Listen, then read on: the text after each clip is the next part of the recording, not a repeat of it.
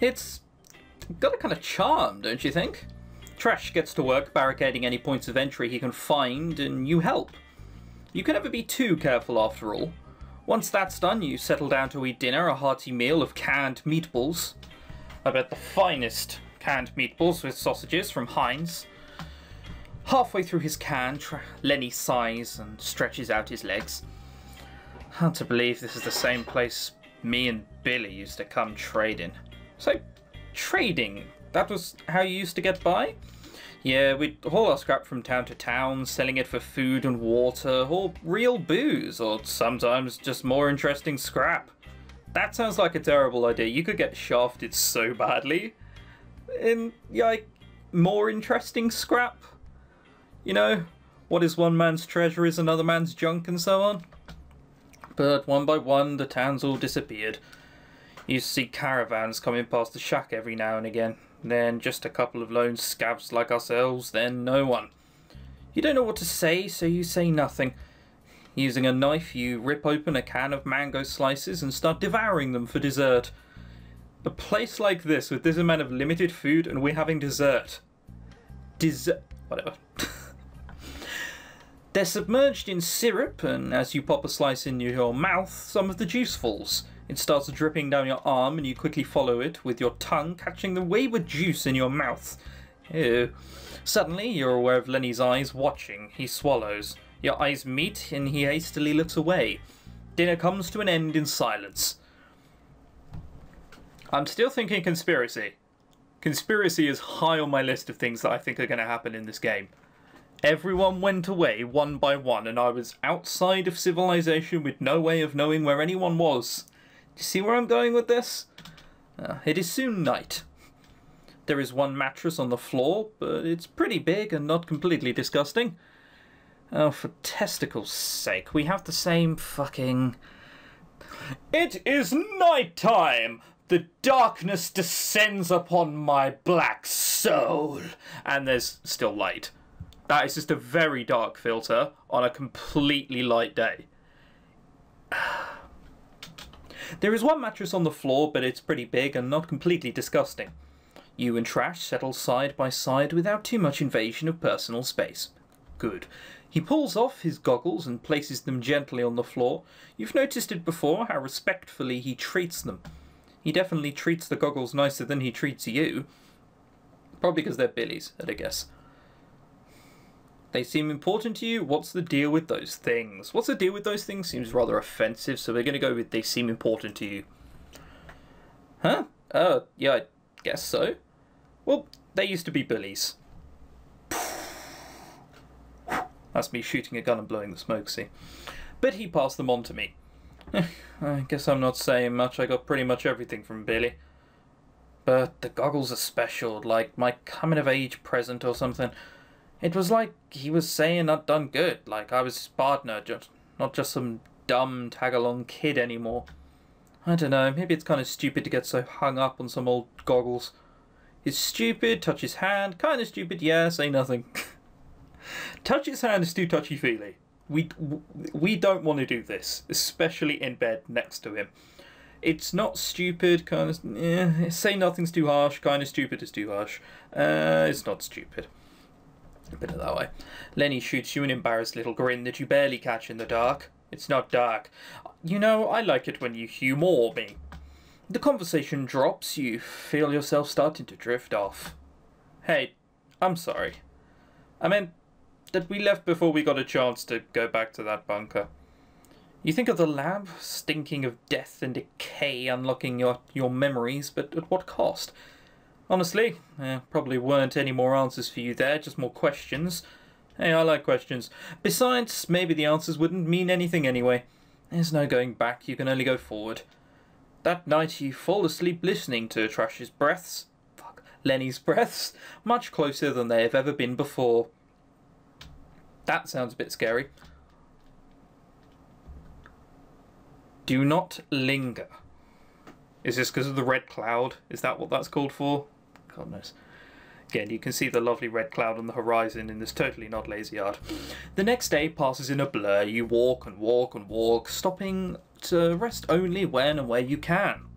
Yeah, going onwards is a bit silly if you don't have anything planned, let's be honest. The landscape stretches ahead, behind and around you, barely changing. You find a small tin shed among a pile of scrap to sleep in just as night descends. By noon the next day, you can finally see some mountains in the distance. Once you reach them, Lenny seems pleased. Apparently you're going in the right direction and the next step of the journey means climbing. Oh, this is going to go well. The walk up the mountains is not very steep, but it is still harder going than on the flat, and it doesn't take long for you to start flagging. But there can be no stopping, not now. The climb gets gradually steeper and tougher until finally you reach a flat ridge wide enough to walk along. Hang on, let me take a look at this place. That is a ridge there. That, I think, I might be wrong. Now we need to find a way down this side that isn't, you know, fucking vertical, I agree. Sheer cliff? Right, exactly, fucking vertical. It's a very dangerous place to be, walking so close to open air and a long drop. Luckily, you have the incredible pain in your feet to distract you from that fear. Your blisters must have blisters on their blisters by now. Oh, so much for resting and stopping every now and again. Hey, look. Trash points down below where a sandstorm is whipping up. Silence, again, to create drama. Because, you know, he needs dramatic music, right? No, just silence. That'll whip up the drama. Not too long after, the savage wind is starting to reach even up here. Yeah, we need to take shelter then. Balancing becomes more of an effort and progress slows almost to a standstill. You keep catching Lenny glancing at you, flexing his hand like he's ready to grab you at any moment you falter. Suddenly, a big gust sends you stumbling to the side. You try to steady yourself with one foot, but the other comes down to land on nothing but air. And then you're falling. Lenny's hand whips out and grabs you by the arm just before you go flying. Well, at least we didn't tell him off for looking after us like we've done the whole game. You're safe, but the same can't be said of your backpack.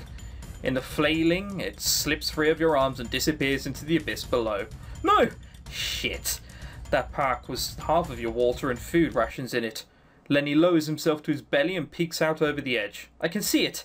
You crouch and follow his gaze. The pack is hanging by a strap a little way down from the rock face. Damn it. We can't just leave it behind. Lenny shrugs off his own backpack and starts digging through it. What are you doing? Producing a coil of rope, Lenny starts tying it around his waist. Oh, Jesus fucking Christ. Do I have to hold the rope? This is a shocking idea. I'm going to climb down. You need to hold on to the other end of this, okay? This is such a bad idea. It's not the getting down bit.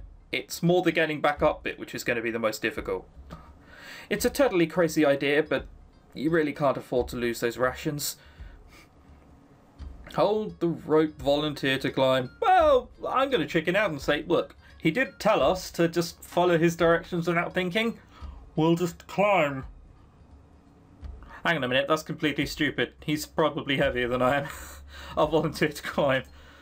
Wait, I'll do it. You hold the rope and I'll climb down. That's a cute joke. You lose points for bad timing, though. Come on, Lenny, it's my pack. Besides, I'm lighter than you. Yeah, see, that's what I was thinking. Lenny snorts and continues tying the rope. Come on, no need to get all heroic on me now. Just leave this to me. He is surprisingly happy considering the situation. His smile is kind, but only worsens the frustration churning in your gut. When is he going to stop treating you like his burden to carry? He finishes tying the rope around his waist, presumably it means waist, and thighs, so he has a rudimentary but firm harness. Wind this around a good rock and hold on in case I need you, okay? He hands you the other end of the rope and you do as he says, creating a very basic pulley. Oh god, I never did scouts properly, so I would be useless with knots. Lenny backs towards the edge of the cliff and takes a couple of deep breaths. Well, here I go. Putting his hands and feet onto any safe ledge or into any big enough crack he can find, he slowly begins his descent. You watch and wait with your hands on the rope, but as he continues to climb down, you realise that you don't need to support him at all. Still, you remain at the ready. Wind is a terrible thing, as are rocks uprooting. Depends how big the rock is. I mean, let's be honest, it's hard to know what rock she's put it round.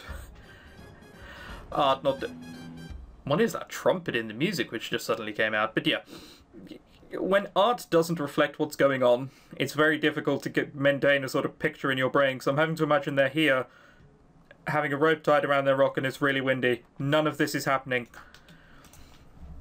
It seems to last forever, this painful moment in time where you can't see Lenny or hear him or know how far he's gone. Can't you just look down? Whatever. Ah! What is it? I got the pack. Great, we're halfway home. Yeah, this is the difficult bit. I did say.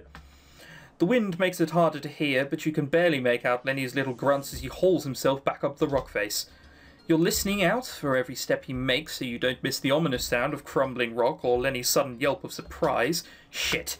Suddenly, the rope in your hands jerks forward. You pull back as hard as you can, but the force is already pulling you towards the edge of the cliff. It takes a moment to realise the full horror of what this means. Lenny has fallen. Damn it! As you pull closer to the edge, you can finally see him down below, swinging wildly, backpack in one hand and the other desperately trying to find purchase on the rock. With every moment the trash is hanging, you are losing the strength to hold the rope. Any second you could go flying over the edge of the mountain to join him. I said I should have gone. I'm lighter. This would be easier. But no. Drop the pack. Throw it up to me. Stop messing around. Stop messing around is such a dick answer. Throw it up to me. Let's just pick the non-compassionate answer. Jesus, what do I look like? Some kind of dangling bag-throwing gymnastic monkey? That is a rather coherent sentence considering your current status. Even swinging helplessly in the wind, Lenny manages to express his disagreement in the most obnoxious way possible. It seems to happen in slow motion. One moment he is holding the backpack, the next his hands go slack and it goes flying down until it disappears. Lenny immediately grabs the rope with both his hands, plants his feet against the rock face. You keep the rope as steady as you can, and your hands and arms are burning by the time he makes it up back to safety. As soon as he manages to pull himself back over the edge, you drop your end of rope as you find yourself wrapped tightly in his arms. Whoa. I didn't want that. Why is it making me cuddle Lenny? It finally hits you, truly hits you, what the two of you have just sacrificed. We've lost it all. Lenny's arms only pull you closer until you're pressed hard against his chest. Maybe he didn't even hear you. Thank you, thank you, thank you. Place your hands on his back, hold him tight, wait until he's done. Wait until he's done. Jesus, that would be harsh even for us. Let's hold him tight. You throw your arms around his waist and hold on until he's your only anchor to the earth. You must be crushing him, but he's doing the same to you. Finally, he withdraws, arms falling to his side. There's so much to say, but where to start? Let's get moving. Exhausted, hollow, all you can do is nod. If you're exhausted and hollow, chances are that moving now is a very bad idea, but whatever, what would I know? Progress from that point is slow. Okay, you know what I'm going to say, don't you? I'm not even going to bother saying it. I will if it mentions it. The wind, the hit to morale, your aching feet, everything is so heavy on your shoulders, your walking is slowed to a drag. At least the wind dies down by nightfall. Nightfall, ladies and gentlemen. It must be this new world thing. Night doesn't happen properly. Someone just goes and draws over the landscape and goes, good enough. It's just one massive mosquito net. Far away from the edges, you and Lenny set up camp joylessly. Shit. Lenny takes a moment to clean and bandage his hand, which is sliced down the palm. He must have hurt himself when he fell. Your evening meal is eaten in dark silence. Not only does it seem to lack taste, but you are splitting a can between the two of you tonight. As much food and water as possible needs to be preserved now. That's going to mean a lot more somber meals in the future. Yeah, funny that. You were eating dessert. That was always wasteful. I said so at the time. Yeah, whatever. After dinner, you are sitting by yourself, perched atop your thin bedroll, delicately working your boots off of your swollen, aching feet. After finally getting the left one off, you peel down the thick sock beneath to find blood in it. Your bare foot is indeed swollen and red with irritation. In addition, there are a number of huge blisters on your heel. Though the feeling in the air caressing the raw skin is a wonderful feeling, the prospect of having to go through the painful struggle again with the right foot this time brings tears of frustration pricking at your eyes. Hey. Lenny comes over and drops into a couch in front of you, peering into your face. Drops into a... Oh, crouch. I thought it was a couch. I was like, couch? You fucking